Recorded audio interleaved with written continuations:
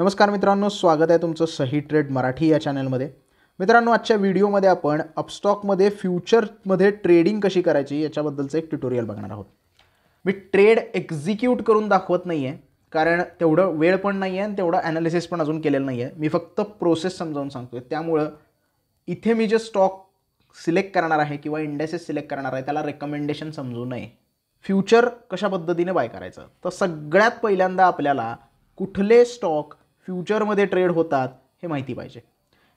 Nifty 50, bank Nifty, fin Nifty यांच्या फ्युचरमध्ये म्हणजे या इंडायसेसच्या फ्युचरमध्ये पण तुम्ही ट्रेड करू शकता।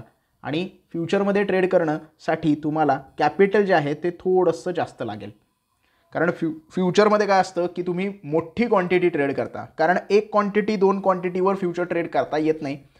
एक क्वांटिटी म्हणजे एक लॉट तुम्हाला बाय करायला लागतो आणि तो लॉट प्रत्येक स्टॉकच्या म्हणजे त्याच्यामध्ये जे शेअर्स असतात किंवा ती क्वांटिटी असते ती प्रत्येक स्टॉकची वेगळी असू शकते, प्रत्येक इंडायसेसची वेगळी क्वांटिटी असू शकते। त्यामुळे तेवढी क्वांटिटी बाय करायची असेल तर ट्रेडेड व्हॅल्यू तेवढी मोठी होते आणि आपल्याला फ्युचरमध्ये 20% अपफ्रंट मार्जिन भरावं लागतं। पूर्णच्या पूर्ण पैसे द्यायचे नाही आहेत, फक्त 20% पैसे पे करायचे आहेत, पण तेही खूप जास्त असतात। म्हणून कॅपिटल जास्त असेल तरच फ्युचर ट्रेडिंगमध्ये तुम्ही उतरू शकता। दुसरं म्हणजे तुम्हाला फ्युचर ट्रेडिंग करायचं आहे, तर फ्युचर ट्रेडिंग आपण का करतो? कारण आपल्याला लॉंग टर्ममध्ये स्टॉक जर घेतला असेल, समजा टाटा स्टीलचा स्टॉक तुम्ही लॉंग टर्ममध्ये बाय केलेला आहे आणि दिसतंय की आता टाटा स्टॉकचा स्टॉक पडायला लागला आहे खाली, म्हणजे खाली पडायला लागला आहे एक 5% 7%, अशा वेळी तुम्ही काय करता? हेजिंग करायचं असेल तर फ्युचर काय करता? शॉर्ट करता। फ्युचर शॉर्ट करणे म्हणजे काय? हायर प्राइसला फ्युचर विकणे आणि तो जसा जसा खाली येईल तसा त्याला परत बाय करणे। म्हणजे इथे तुम्ही तुमची जी ॲक्च्युअल लॉंग पोझिशन असते, होल्डिंगची पोझिशन असते, त्याच्यासाठी हेजिंग पण करू शकता। म्हणजे फ्युचरचा मेन जो पर्पज आहे तो हेजिंगसाठीच केलेला आहे। आपण फक्त आता त्याच्यामध्ये ट्रेडिंग करून त्यातून प्रॉफिट कमवतो। पण ज्यांची प्रत्येक स्टॉकमध्ये लॉंग पोझिशन असेल त्यांना जर हेजिंग करायची असेल, म्हणजे त्यांची पोझिशन सेफ करायची असेल, कवर्ड कॉल किंवा कवर्ड त्याला ऑप्शन असं म्हणतात, त्याला त्याच्यामध्ये काय करतो आपण की आपली समजा एखाद्या स्टॉकमध्ये लॉंग पोझिशन आहे आणि तो स्टॉक खाली पडायला लागला आहे, म्हणजे त्या स्टॉकमध्ये बेरिश मुवमेंट आहे, अशा वेळेला त्या स्टॉकचा फ्युचर जो आहे तो तुम्ही शॉर्ट करू शकता आणि तिथे तुमची जी पोझिशन मायनस होती आहे, लॉंग पोझिशनमध्ये मायनस होते, ती तुम्ही फ्युचरमध्ये शॉर्ट करून तिथे पॉझिटिव्हमध्ये येऊन बॅलन्स करू शकता। म्हणजे तुमचा लॉस जर रिकवर करायचा असेल तर आपण हेजिंग करतो त्याप्रमाणे तुम्ही फ्युचर करू शकता। आता याच्यामध्ये ट्रेडिंग कशी करायची? आता इथे टाटा मोटर्सचे फ्युचर आहेत आणि टाटा स्टीलचे फ्युचर आहेत, त्याचप्रमाणे निफ्टी 50चे फ्युचर पण आपल्याला बघायला मिळतात, तेही तुम्हाला दाखवणार आहे। पहिले आपण स्टॉकचे फ्युचर बघूया। प्रत्येक फ्युचर तुम्हाला जर ट्रेड करायचा असेल तर 3 डेरिव्हेटिव्ह कॉन्ट्रॅक्टमध्ये तुम्ही ट्रेड करू शकता। Current month contract, next month contract आणि फार मंथ कॉन्ट्रॅक्ट। म्हणजे एका वेळेला तुम्ही 3 डेरिव्हेटिव्ह फ्युचर ट्रेड करू शकता। जसं की आपल्याला इथे बघायला मिळते, टाटा स्टील 28 डिसेंबरचा फ्युचर तुम्ही ट्रेड करू शकता, ज्याची प्राइस चालू आहे 133.95। 25 जानेवारीचा फ्युचर ट्रेड करू शकता, ज्याची प्राइस चालू आहे 135.10 आणि 29 फेब्रुवारीचा फ्युचर ट्रेड करू शकता, ज्याची प्राइस चालू आहे 136 रुपये। आता तुम्ही म्हणाल की प्रत्येक फ्युचरची प्राइस ही त्याच्या करंट स्पॉट प्राइसपेक्षा जास्त का आहे? याचा अर्थ असा आहे की ज्यांनी फ्युचर बाय केला आहे त्या लोकांचा असा ॲनालिसिस आहे की स्पॉट प्राइस या डेटपर्यंत फ्युचरच्या प्राइसला मॅच करणार आहे, त्यामुळे त्यांनी आधीच फ्युचर बाय करून ठेवला आहे, म्हणजे जशी जशी प्राइस वाढेल तसा त्यांचा प्रॉफिट होत राहील। एवढाच एक सिंपल फ्युचरचा अर्थ आहे। मग तुम्ही तिन्ही फ्युचर ट्रेड करू शकता। तुम्ही डिसेंबरमध्ये फेब्रुवारीचा फ्युचर ट्रेड करू शकता आणि तो कधीही विकू शकता। एक दिवसात प्रॉफिट झालं विकून टाका, एक महिन्यानंतर प्रॉफिट झालं विकून टाका। जरुरी नाही आहे की तुम्ही शेवटच्या डेटपर्यंत होल्ड करा, तुमच्याकडे एक अपॉर्च्युनिटी आहे, एक ऑप्शन आहे शेवटच्या डेटपर्यंत होल्ड करायचा, पण मॅन्डेटरी नाही आहे। आता बाईंग करायसाठी काय करायचं आहे? सिम्पली जो फ्युचर तुम्हाला सिलेक्ट करायचा आहे त्याचा तुम्ही चार्ट ॲनालिसिस करू शकता। चार्टमध्ये गेल्यानंतर तुम्हाला तो चार्ट बघायला मिळेल, त्याप्रमाणे तुम्ही ॲनालिसिस करून तो बाय किंवा सेल करायचा डिसिजन घेऊ शकता। बाय कधी करतो? जेव्हा आपल्याला वाटतं की बुलिश मुवमेंट येणार आहे। सेल कधी करतो? जेव्हा आपल्याला वाटतं बेरिश मुवमेंट येणार आहे। आता बाईंग करायची प्रोसेस सिंपल आहे। जसं मी सांगितलं की लॉट वाईज बाय करायचं असतं, तर टाटा स्टीलचा एक लॉट 5500 क्वांटिटीचा आहे। म्हणजे तुम्ही जेव्हा एक लॉट बाय करता तेव्हा 5500 क्वांटिटी बाय करता। याचा अर्थ असा होतो, जेव्हा तुम्ही फ्युचर बाय करता 134 रुपयाला, तो 135 रुपये झाला की तुम्हाला 5500 रुपयाचा प्रॉफिट होणार। आणि हे बाय करायसाठी तुम्हाला पैसे किती द्यावे लागणार आहेत? 1,33,989 रुपये. म्हणून मी व्हिडिओच्या सुरुवातीला सांगितलं की फ्युचर जर ट्रेड करायचा असेल तर तुमच्याकडे कॅपिटल जास्त पाहिजे. का पाहिजे तेही सांगतो. आणि फक्त एवढे पैसे असून उपयोग नाही, याच्यापेक्षा जास्त पैसे पाहिजेत. का पाहिजेत? कारण जेव्हा तुम्ही फ्युचर ट्रेड करता तेव्हा डेली MTM काउंट केलं जातं.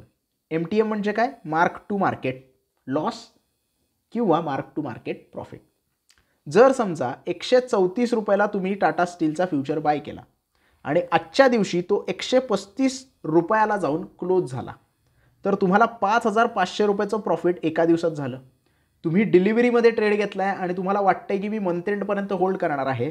अशा वेळी काय होतं की तुमचा हा जो 5,500 प्रॉफिट आहे तो तुमच्या डीमॅट अकाउंटमध्ये जमा केला जातो त्याच दिवशी.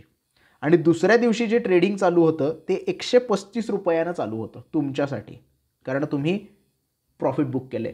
मग जर दुसऱ्या दिवशी 136 रुपये झालं तर परत 5,500 प्रॉफिट तुमच्या डीमॅट अकाउंटला जमा केलं जातं. आणि ज्या दिवशी स्टॉकमध्ये बेरिश मुवमेंट येईल आणि तो स्टॉक जर 133 वर आला तर 5,500 गुणिले 3 तेवढं जे लॉस आहे तो तुमच्या कॅपिटलमधनं कट केला जातो. जे तुम्ही अपफ्रंट मार्जिन भरलेत हे 1,33,000 त्यातून ते पैसे मायनस केले जातात. मग जर अशा वेळी तुम्ही बाईंग पोझिशनमध्ये बसला असाल आणि तुम्हाला खूप जास्त लॉस झाला आणि तुम्ही जेवढं अपफ्रंट मार्जिन भरलं आहे त्याच्यापेक्षा जर जास्त लॉस, त्यात पण 20% तुम्हाला मागितलं जातं. कारण त्यात पण 2 प्रकारचे मार्जिन असतात. त्यातलं जे तुमचं मार्जिन आहे ते जर कमी होत असेल तर तुम्हाला मार्जिन कॉल येऊ शकतो आणि तुम्हाला पैसे एक्स्ट्रा भरायला लागू शकतात किंवा तुम्हाला तो पोझिशन जी आहे ती स्क्वेअर ऑफ करावी लागते. या गोष्टी फ्युचरमध्ये ट्रेड करताना माहिती असल्या पाहिजेत. बाईंग कसं करायचं, ट्रेडिंग कसं करायचं हे तर सिम्पलच आहे, फक्त ॲनालिसिस करून आपल्याला त्या करायच्या आहेत. पण बाकीचे जे नियम आहेत हे माहिती असले पाहिजेत. तर हे होतं टाटा स्टील किंवा स्टॉकच्या फ्युचरमध्ये बाईंग सेलिंग. आता इथे तुम्ही डिलिव्हरी किंवा इंट्राडे करू शकता. मॅन्डेटरी नाही आहे की डिलिव्हरीच करायला पाहिजे. एका दिवसात जर 1 रुपयाची मुवमेंट पकडली आणि 5,500चा प्रॉफिट घेऊन बंद करणार असाल ट्रेड तर त्या दिवशीही बंद करू शकता.